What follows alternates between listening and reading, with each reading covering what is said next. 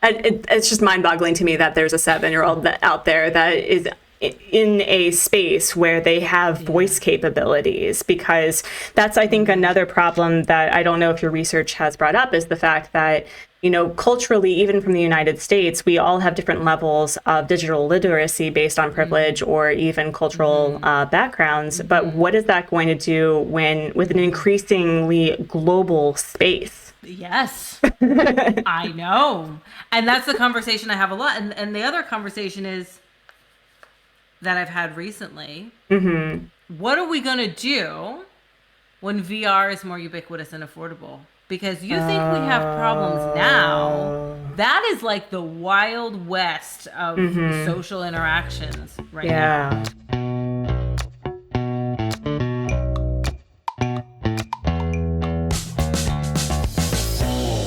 Hello, friends, and welcome to Gamers Gab, the podcast by gamers for gamers. I'm Artsy over at the Artsy Gamer. I make art, I play games, and I encourage others to do the same.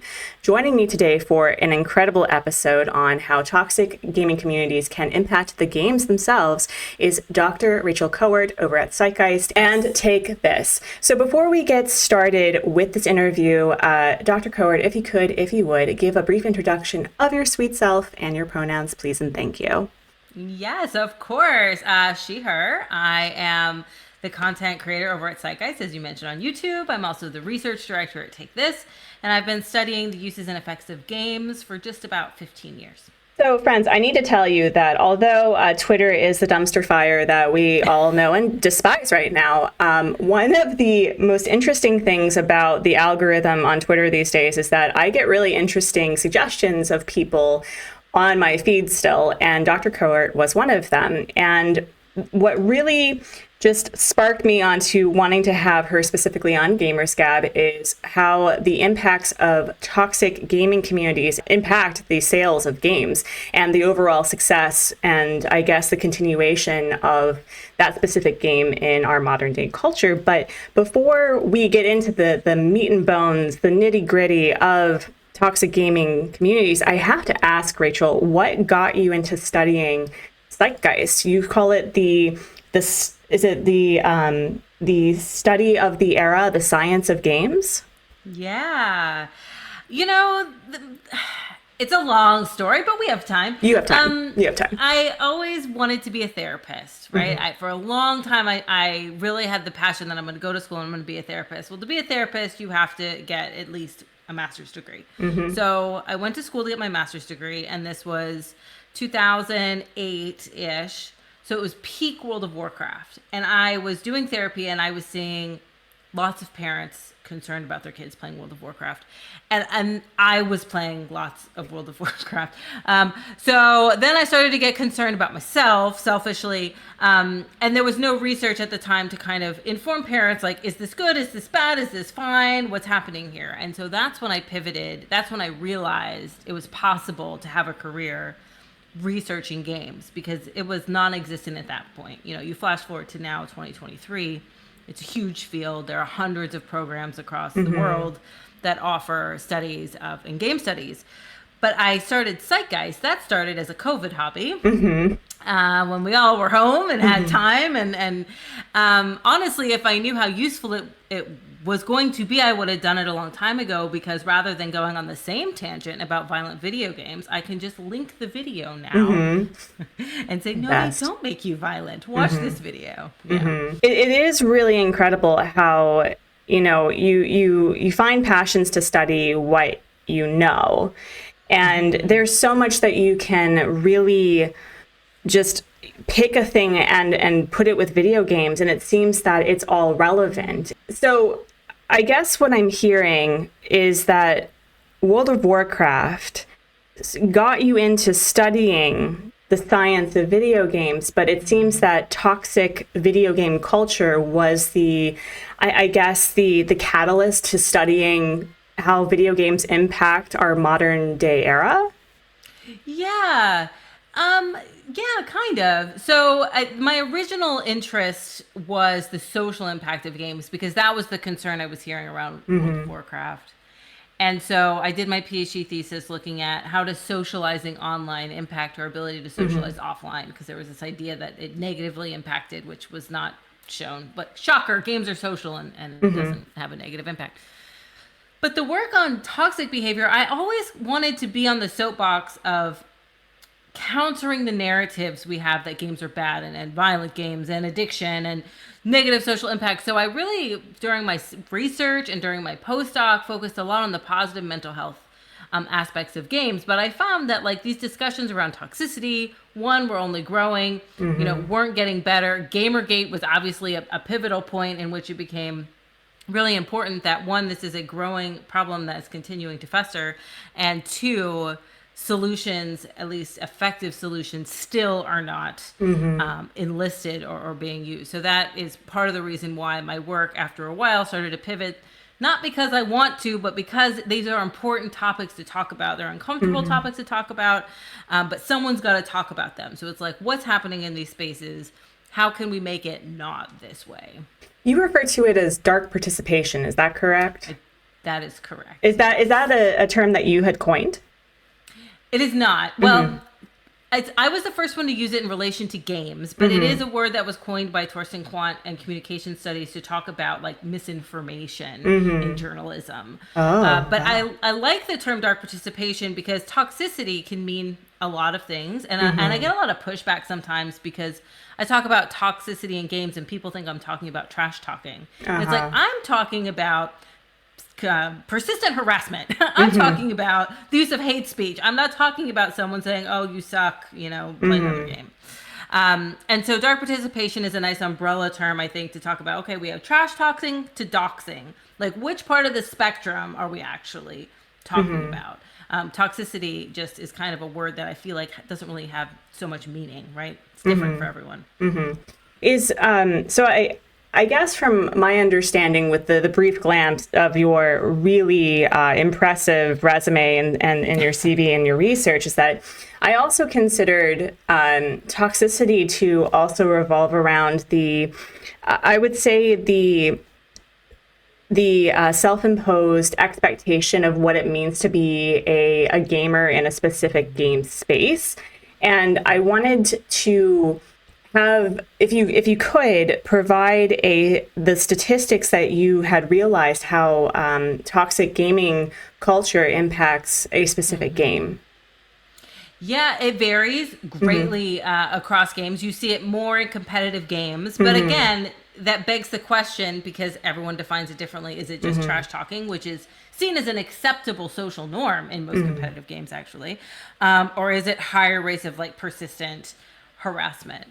In the work that I've done looking at prevalence, I don't have the numbers offhand, but it is more happening. It's more the norm than the exception, where people are witnessing it nearly ubiquitously, but being a direct target of what we would consider the more extreme end of harassment. So sexual harassment, sustained harassment, hate speech, racism, misogyny, anti-LGBTQIA agitation is what we call it. That is more than half. It is more the norm than the exception, regardless of what game you're playing. But it is an interesting point that you raise about, is it an expected experience in gaming culture? Because in a recent study, it's not published yet, but it's under review, I asked game players, do you think that toxic behavior, which I use purposefully as kind of open-ended, define as you want, and do you think hateful behavior is a culturally justified experience? Is it justifiable that this is a normal experience? And 80%, more than 80% said yes to both.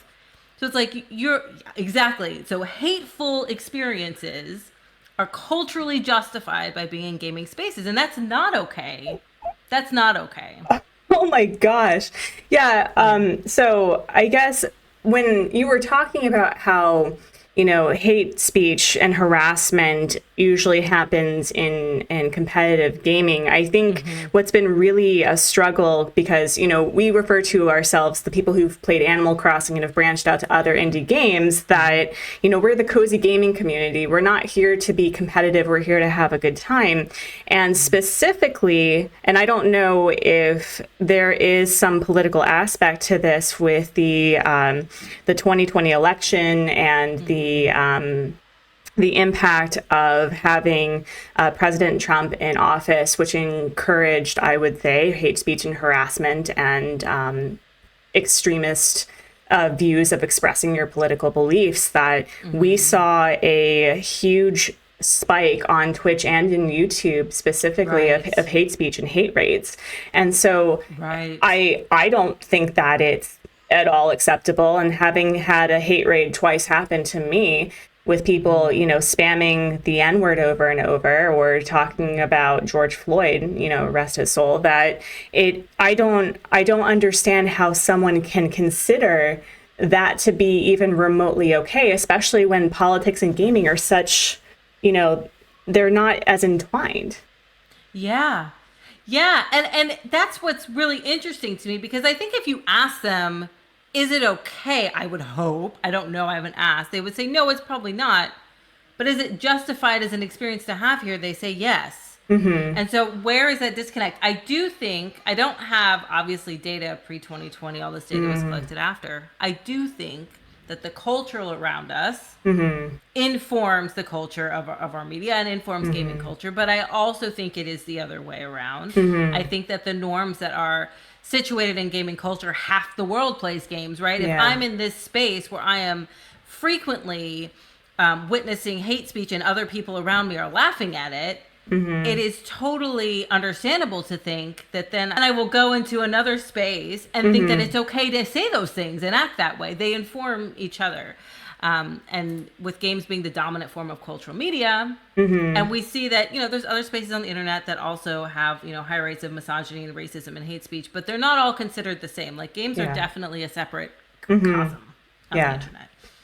So I guess I do agree with your statements that, violent games do not create violent people, but from what I'm hearing is that the violent experiences of interactions and dark participation can result in well, I would say probably dark participation in real life. Spaces. Yeah. It's a multifaceted question, because here's the thing. A lot of times when people are concerned about games, it comes from a place of being concerned about the content. My concern is definitely more placed on the social atmosphere of the space. I think that content does have a place. We see that, violent content, some games are created specifically by, for instance, terrorist groups and extremist groups, specifically as, like genocide, crusades, like specifically for the propagation of their propaganda. And they are used as tools in that way. And I think that it could solidify views that are already established. But in terms of changing, our behavior, our social systems are going to have 1,000,000% more impact on us than any media we consume. And so knowing that just from years of studying film and television and rock and roll and games, that content is far more minimal than our peer group, than the cultural norms and the social norms that we adopt. So let's go back to your specific definition of toxicity, specifically in game spaces. Could you do a brief definition again of what you are referring toxicity in this instance? So in the dark participation paper, I lay out toxicity as being anything that falls under that umbrella that is intended to cause harm to the victim. So trash talking may not necessarily intend to cause harm. It might just be part of like the sportsmanship. But sexual harassment, doxxing, sustained harassment, hate speech, those are actions that are intended to cause harm to the victim. Okay. So with that in mind, when you have games like Animal Crossing and Stardew Valley that curates communities that are hoping to strive to be an open and safe place for neurodivergent people, disabled people, BIPOC people, queer people. What is something that these communities can be on the lookout for when you see that, like, that little seed of breeding dark participation? It's a great question. I think that there's a lot that the gaming communities can do. We call it bottom-up solutions in terms of setting the standards of what is acceptable within a particular community.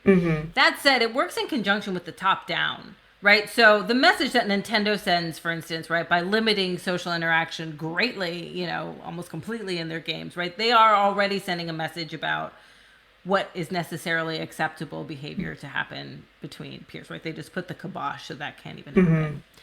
So I think that it's about course correction and just reminding people about what this community is and what's accepted here. You have to have clear, transparent goals. They have to be very specific.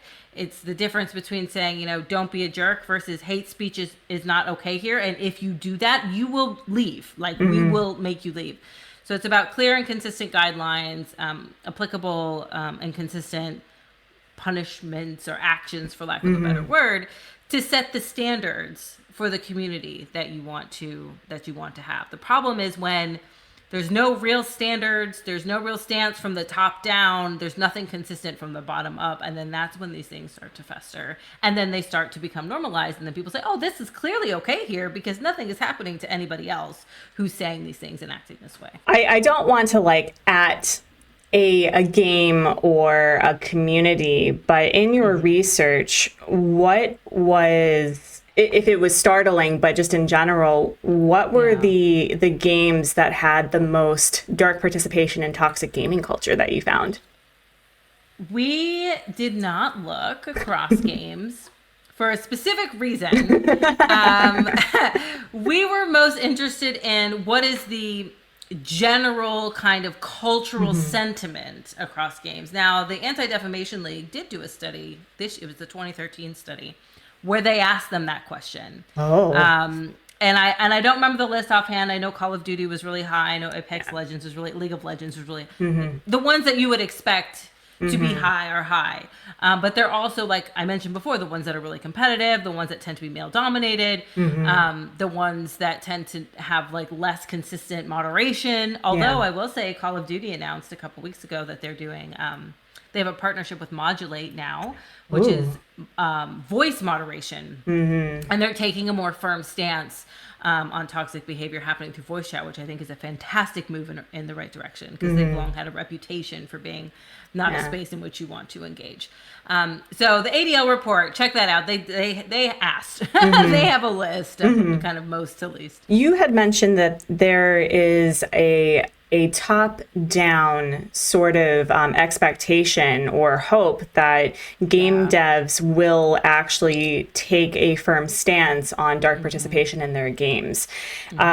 Where do you think, when you mentioned how the game devs behind Call of Duty have started voice moderation, that what do you think that game devs can do in order to really state that this sort of toxicity is not welcome in their gaming, in their games, period?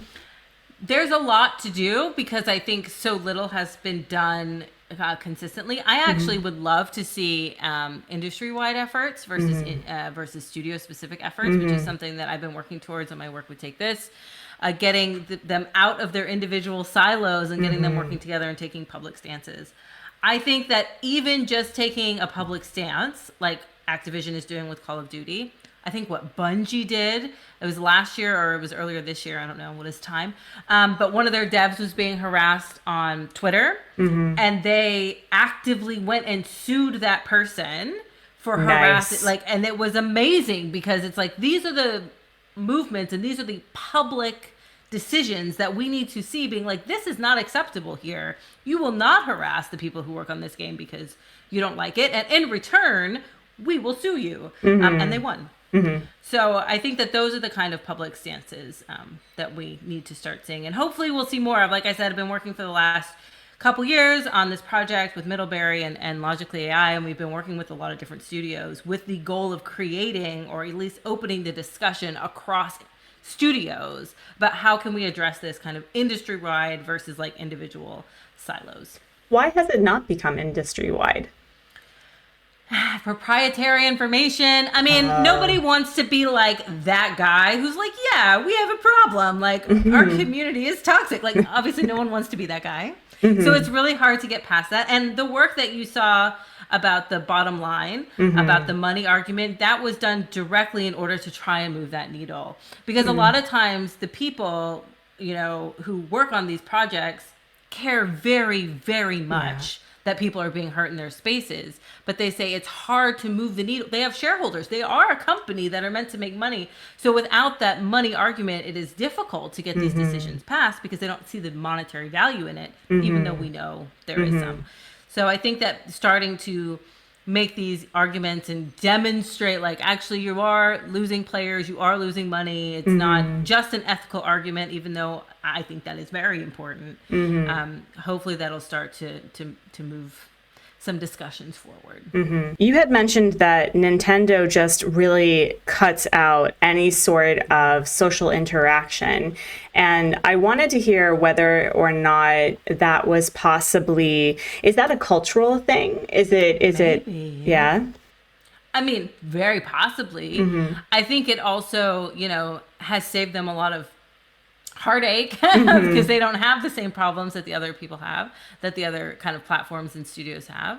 But also Nintendo's always been geared towards younger audiences, so it makes sense. Like, my children are young, they're all under 8 years old. I can let them play any Nintendo game and feel very safe and fine and don't have to hover over their shoulder when they're playing it. So it might have just been part of their strategy all along because they are like the family friendly, but it might also be cultural. I don't know. I'd love to go to Japan and find out. I've never been. Well, I live in Korea, so if you ever want to stop on by, yeah, you can have a brief hub over here. Hop and skip. Yeah. It's literally a 2-hour flight. It's not that bad. Oh, amazing. Yeah. That's awesome. You did bring up the parental aspect of how we introduce children to games and game spaces. And I know, at least within the cozy gaming community, we have content creators that are designated as family friendly, in the sense that if a young children is watching them, that it's not, you know, they're not going to be cursing, they're not going to be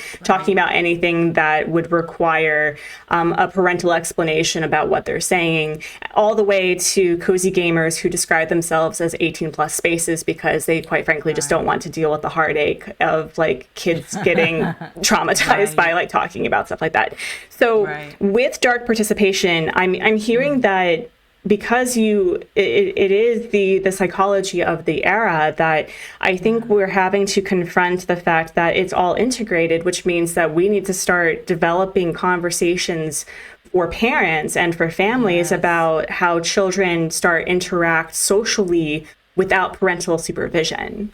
Yes, I am so on a soapbox for digital literacy campaigns, digital literacy curriculum in schools, which they don't have in the schools, or at least they haven't hit them yet. Maybe they have them later, but I feel like they should already have them because they interact on the internet. I would love to see, you know, the PSA, what is it? Only you can prevent forest fires. Like, that was like so popular when I was a kid, and it's kitschy and it's silly, but it sticks. It's like, where is the equivalent of, like, if you're mean on the internet, that's someone's real feelings that are being heard on the other side, and you know, whatever the equivalent would be. So I think absolutely there needs to be more digital literacy in schools, public service campaigns, resources for parents. I mean, of course, there's parental controls. We've gotten really good at that. And I think there's a lot of information about where those are, but that's like bare minimum, and that does not touch the surface about what you're going to experience in these social spaces. I mean, as a parent who is very informed on what games are, there are still situations where I don't know, how can I limit it? What are they being exposed to? What are the ways to do it? Let alone someone who has no experience in these spaces having any idea that their kid is being exposed to, you know, racist slurs that have become normalized as part of the jargon, and now they're going on the schoolyard saying these racist slurs, and they don't realize that they're even saying something that's hateful.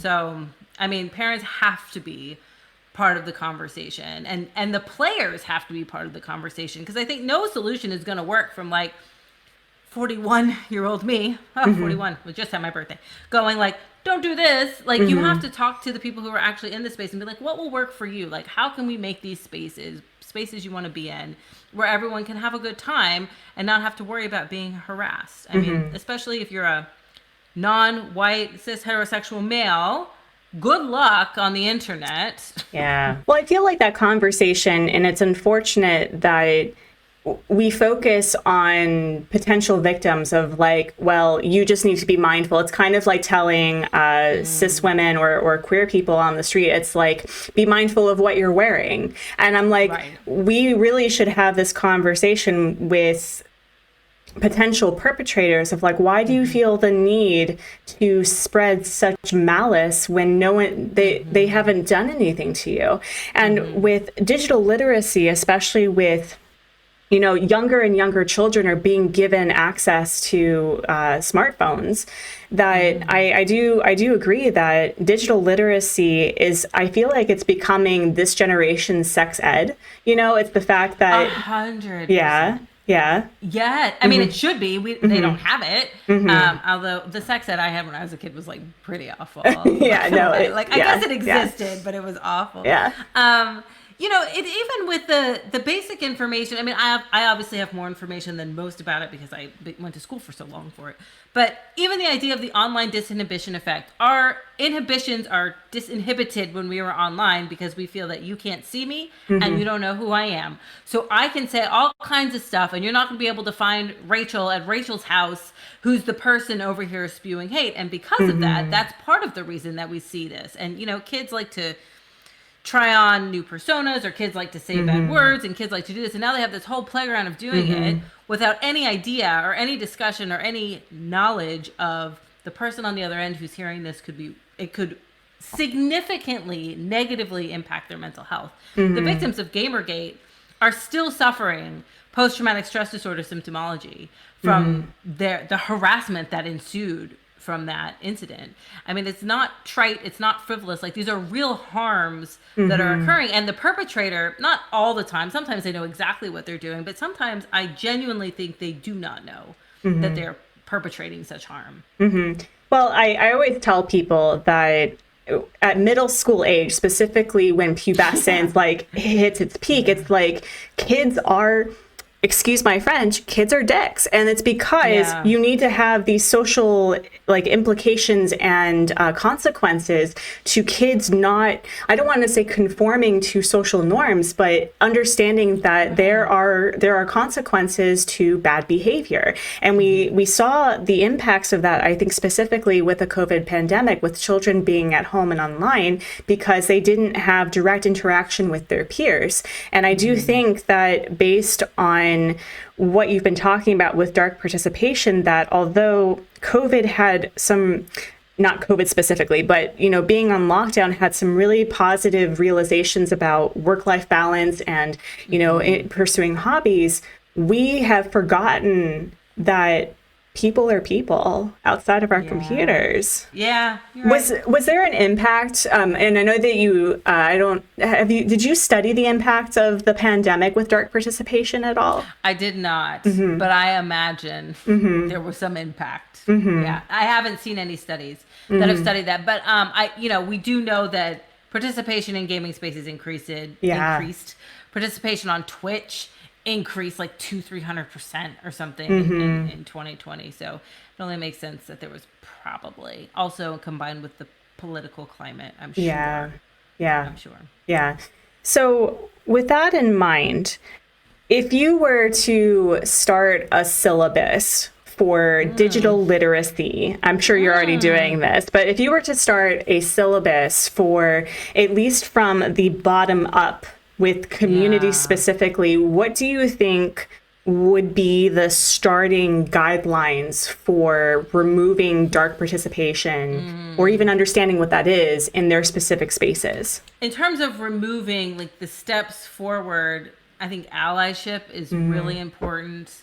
There's been some research around if you are in an online gaming space and let's say someone is saying something misogynistic to me standing up for myself isn't going to do much. Another female presenting person standing up for me isn't going to do much if I'm being harassed by, let's say, a male person. But a male person, someone of a similar social status to the perpetrator, standing up and saying, hey, that's not okay, what you're saying, is actually the most effective in the moment at stopping the behavior. So I think teaching, bystander training basically is what it would be, which is like kind of Psych 101, about how to stand up for your fellow digital citizen instead of just negating it as like, oh, it's the internet, or oh, that's what we do here, or oh, other people are laughing, so it's probably fine.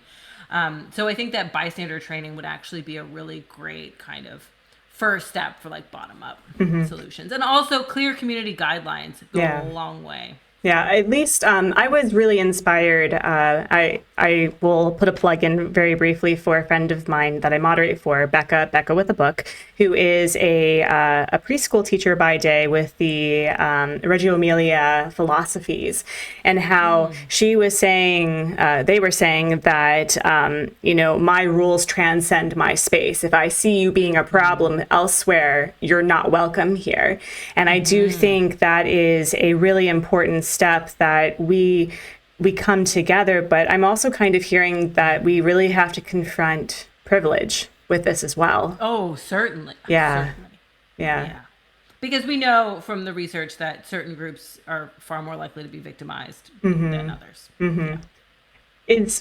That sounds, at least for me, that sounds a little frustrating because we have a lot of cishet, white, male-bodied people still having to confront the fact that even if they are not in a socioeconomic stability point, that their status visually is still a mark of privilege in certain spaces. And it really bothers me that we have to depend on that visual point of privilege in order to confront the issues of dark participation. I mean, just like in other spaces in our world, right? To confront racism, to confront misogyny. I mean, it's the same but different, right? It's the same but kind of amplified by the veil of anonymity, which makes people feel more emboldened to act this way. I feel like with the political climate of the 2020 and beyond, it became, in some spaces, more acceptable to just straight up to people's faces say these kinds of things, but it's always been easier to do so on the internet. And I think it does take some level of privilege to be able to at least confront and be like, hey, that's not cool there, and set the standards of what people see largely as a space for men. Like games are played by about half as women, average age is 30 something, but it's still seen as a place for like young men. So they still do kind of hold that kind of place of power. I mean, I think even game industry, game makers see that as their target audience, which is why in that research that we did not in collaboration with, but Nielsen helped provide the data, where we found the younger players were more likely to take action against toxic behavior. They were more likely to say, I'm avoiding a game if it's toxic, was really promising because it's showing that actually the tides are turning, and they're like, actually, I want nothing to do with that space if it's going to be like that. I wonder if that has to do with the fact, at least in the United States, where young people are, they have to experience the fear of simply going to school every day. The fact that, the fact that, young people have, mass shooting drills where, back in the day, we merely had tornado drills that I think, I was thinking that maybe that young people are more inclined to confront the fact that things are not okay because we live in a world where politics are focusing on, the rights of gun ownership over the rights of an education. I know. Yeah, I can only imagine having 3 young children in the United States. I do feel an immense sort of privilege that the only thing I get to complain about living in Korea is the fact that I can't read it. Oh. Yeah. Yeah. I mean, yeah. So you had referred to the interactions online as digital citizenship, and I know that with dark participation being what it is now, is it even possible to remove that from the zeitgeist? Yeah. I love that. It is a question we actively debate. I do believe it is possible. Yeah. At least, I think it's not possible to completely remove all the bad things in the world. But I think that it is possible that it would not be at such a saturation point in which we're seeing. Again, I don't have the numbers offhand, but most people, I think it was 11%, had witnessed someone swatting. Had witnessed an instance of swatting. What is swatting? Swatting is when emergency services are called on a prank call in an effort to get, emergency services to run armed, usually. Okay. And it's a very dangerous situation. And more than half have experienced sexual harassment. I don't know how that actually compares to face-to-face. Maybe that's analogous.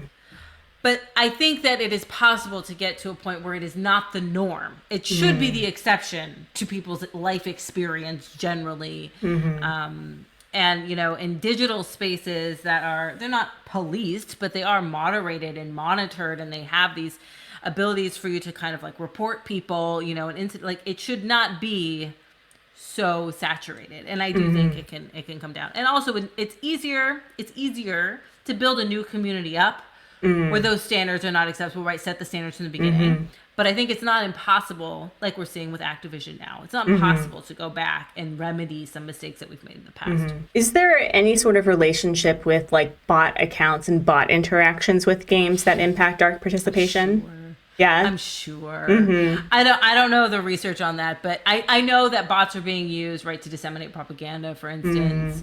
I know that bots are used in hate raids. I think that's another layer of problems, for sure. Is that something with digital literacy that could be touched upon? Is what bots are for and the impact of how it spreads hate and propaganda? Yeah, for sure. I mean, I think that a lot of people of the generation above me could use a little literacy on bots and like news, AI generated fake news, and sometimes older people in my family come to me with these news stories that are clearly false and like written by bots, and just have no idea what bots are.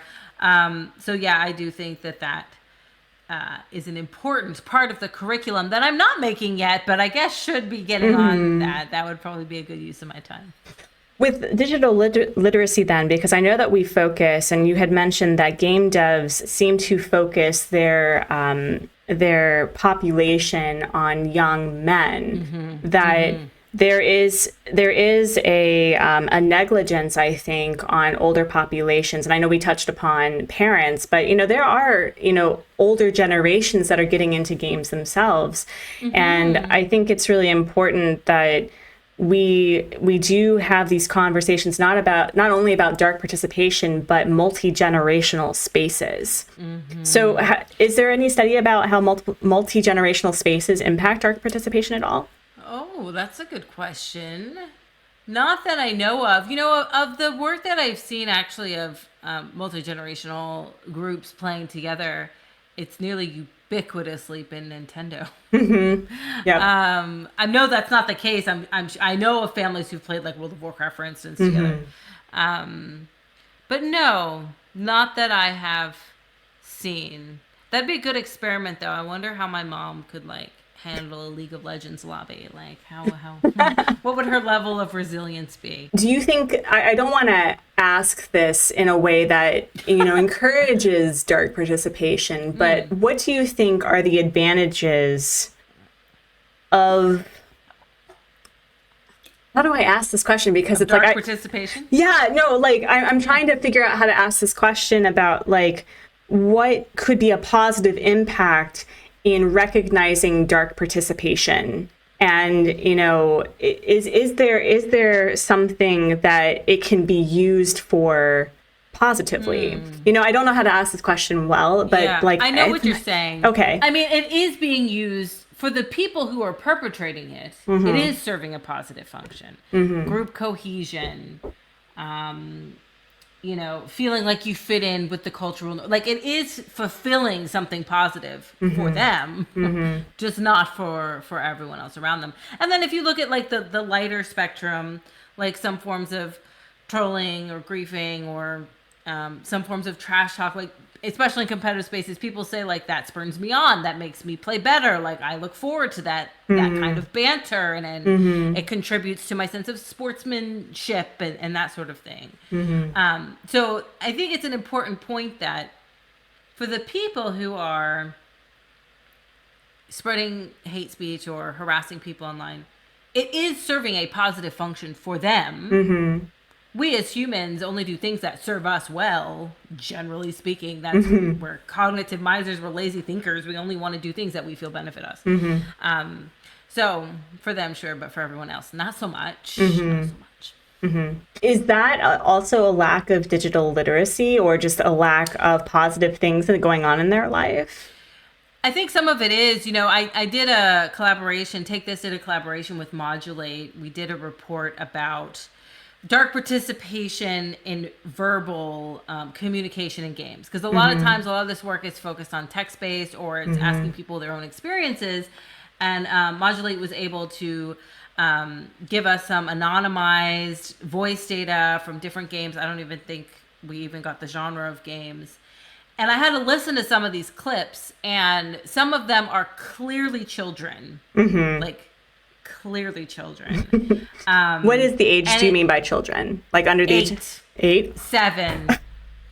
Like prepubescent, absolutely. Okay. Saying the most absolute heinous things you could possibly imagine. And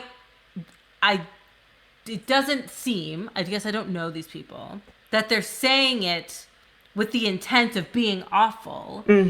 It sounds like they're saying it to seem cool, or because they heard it somewhere else, or like the way it's being said. Like some of them just say like the N-word like 50 times in 1 minute, like over and over, but not with vitriol. They're just like saying it, just say it. And it's like, I don't think that it's being said with malintent. I think it's just being said because they heard it. I don't know. And now they're repeating it. Oh my gosh. Well, it was weird to listen to, because I was like, that kid is young. What is happening? Yeah. Well, and I know that at least from the political climate that we have experienced, that, more and more people have been emboldened to publicly call out things that were once whispered. And I'm not saying that a 7-year-old who is saying the N-word 50 times is coming from a racist household. It's more that, it's really unfortunate that slurs is a way for children online anonymously to practice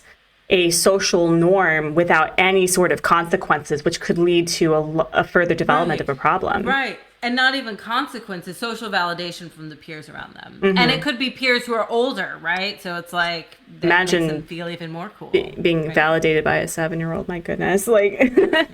Well, imagine a 7-year-old being validated by a 17-year-old. Oh my gosh. Imagine what that does for them, right? Yeah, no, an older sibling sort of situation. I get it. It's just mind-boggling to me that there's a 7-year-old out there that is in a space where they have voice capabilities, because that's, I think, another problem that I don't know if your research has brought up, is the fact that, culturally, even from the United States, we all have different levels of digital literacy based on privilege or even cultural backgrounds. But what is that going to do with an increasingly global space? Yes, I know. And that's the conversation I have a lot. And the other conversation is that I've had recently. What are we going to do when VR is more ubiquitous and affordable? Because you think we have problems now. That is like the Wild West of social interactions right now. Then people are going to say, well, these old fandangled machines, they're not the problem. It's this new. It's like, yeah, this new thing is the problem because it is becoming. They just lower the age for what is it? The Oculus. Meta came out and said they lowered the age from 13 to 10. Roblox is creating VR experiences. They are far less moderated. There's more leverage points for exploitation in these spaces. What are we gonna do then? Okay, so you brought up Roblox because that is something that I know there's like this joke that anyone over the age of 20 playing Roblox is kind of ridiculous, but that is possible. So is Roblox another space to be mindful of when it comes to dark participation? Oh, certainly. Any space that is popular, any space that is particularly popular with younger players, which we know, Roblox and Minecraft as well. Are definitely spaces to be mindful of. I mean, when I talk to parents, and it doesn't matter what I go to an event for, a parent always finds me and says, tell me if I should be worried about my children, which is fine. I love it. You can ask me those questions. I'll always answer them.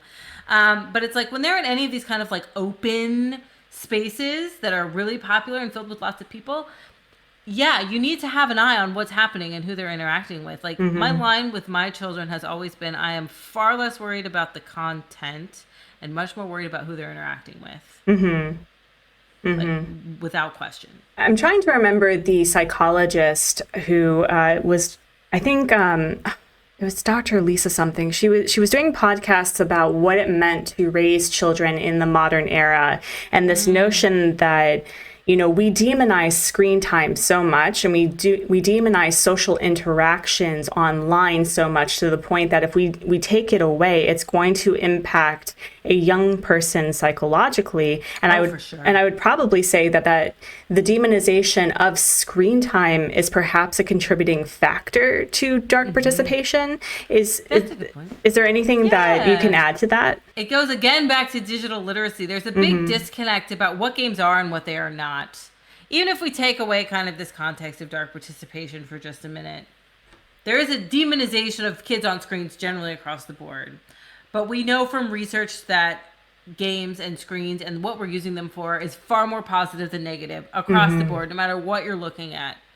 So if you have a kid in front of a screen and they're playing a game and you inevitably think it's like something bad and negative and you want to take it away from them, what you're taking away from them could also be their social circle. That is a positive one. Games, are a great source of stress relief. We know games are a great place to thrive creatively and learn about problem solving and all that that kind of thing. And so I think that you can't have the conversation about games and not also have that conversation about how there's this equation that screens are bad, which has somehow translated into play is bad, which has somehow further reinforced this idea that, play on screens must be extra bad.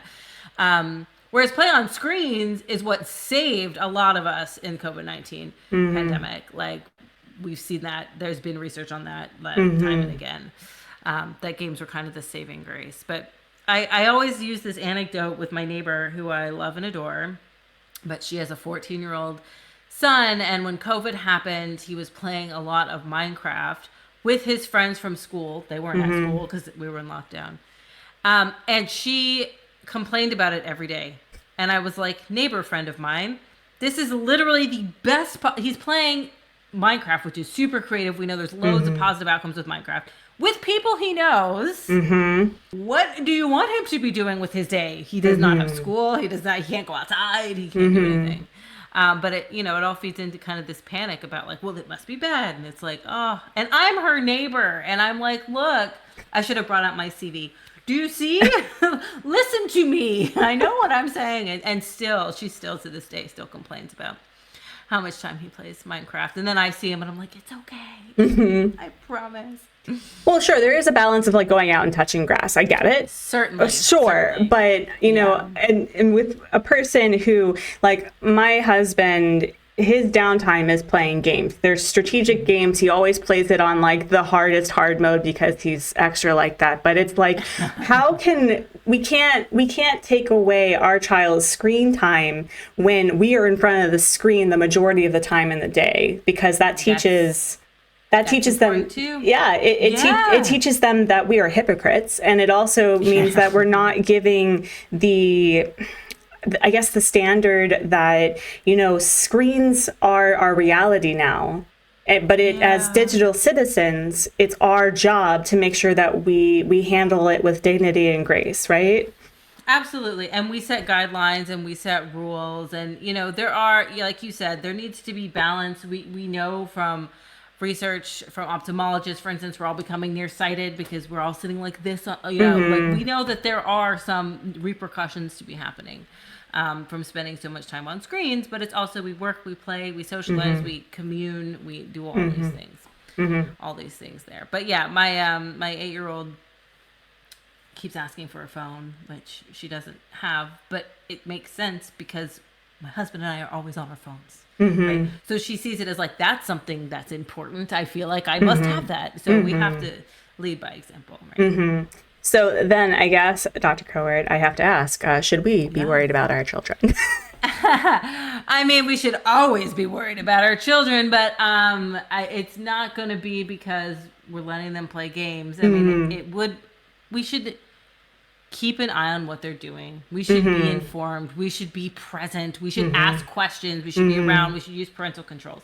But, at the end of the day, games are just one of many things that we do. Games are also one form of media we consume. We consume a lot of things around us.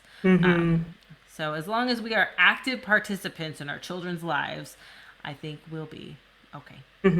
In the act of us discovering, because I do think that moderation of, online spaces should be in the home. It doesn't matter if it's parents or a guardian or an older sibling, that it begins in the home with parental controls and the like. But in the event that we discover that our child is a perpetrator of dark participation, what do you think a parent, guardian, older sibling should do in order to confront that and discipline the behavior in an appropriate way?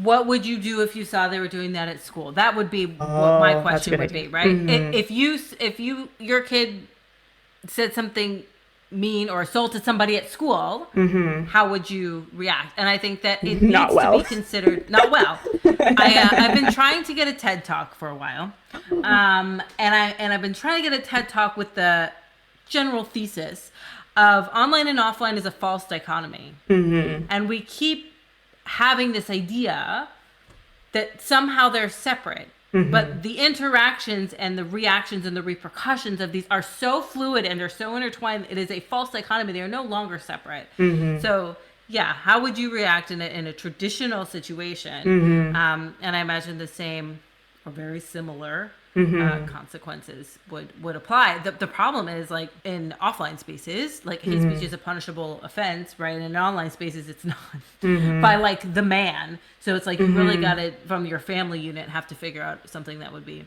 appropriate because it's not like a criminal offense.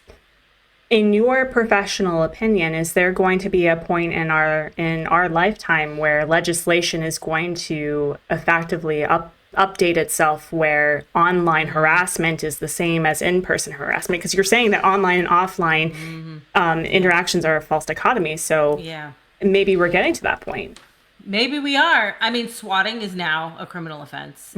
Falsely calling police services is now a criminal offense. So possibly we will see that. And I want to say there was a case study that happened in Horizon Worlds, again, VR, where somebody was sexually assaulted in the VR space. And I don't remember if criminal actions were taken, but I remember there was a discussion about like, what are we going to do about this society? Because this is something that can happen that has real mental health repercussions. Like, we are perceiving these spaces psychologically similar. It's really interesting, the research in VR, if somebody comes into your space bubble, you have the same, your heart rate increases, you have the same visceral reaction of like, get out of my space, that you do if someone is physically next to you. And it's like, okay, so if these are psychologically analogous experiences, then shouldn't there be analogous repercussions for these behaviors in this space? I'm actually really curious whether or not, like, there are social platforms that require a two-step verification process of who you are as identity. And for those who don't know, living in Korea, my identity is tied to my phone number. So any interactions I have online, whether it's, ordering something, my phone number is what ties me to the government, database of where I am in Korea. I'm actually really curious whether or not that I believe in the purpose of anonymity just because we grew up in the wild west of the internet, that you don't provide any sort of private information, but I am really curious whether or not private information, at least behind the scenes, like if someone harasses, another person, YouTube will be reported and then YouTube goes to the police. Like, is that like a dystopian? I don't know. There has been instances where crimes occurred and a platform was asked for the identifying information, and in some instances it has been given, and in some instances it has been refused. So is it possible that could become standard? Possibly. But that's the other thing about industry standards, right? Everyone is kind of different. Like one platform will have one stance and say, sure, police, here's the information, whereas the other people will be like, this information is private. So I don't know. I guess with dark participation, we have to start really having this question about what is actually private anymore. Like, what is private information, and being held accountable on the basis of the fact that you are relinquishing private information in order to participate in public spaces. Yes. And then there's also freedom of speech. Yeah. Which prevails above all. In United States, anyway, in terms of the freedoms that people have. I know that there's a wonderful company, they're called Gamer Safer, and it's an opt-in, putting your identification with your gaming account. And so parents can opt in to do that and let their kids play through that. And only with other people who have opted in. Oh, so I know that there's definitely like a push, right? It's not required, but it's like, okay, I'm going to feel safer if I know my kid is in a space where everyone has opted in, that we can find out who they are if we need to. So we'll see how that continues to grow in terms of requirements, or if it just becomes something more people opt into over time. So final question, Dr. Kowert, and first and foremost, thank you so much for your time. I've really enjoyed this conversation, but I wanted to ask, even despite the saturation of dark participation, is there hope? Is there hope for our online gaming spaces to transform positively?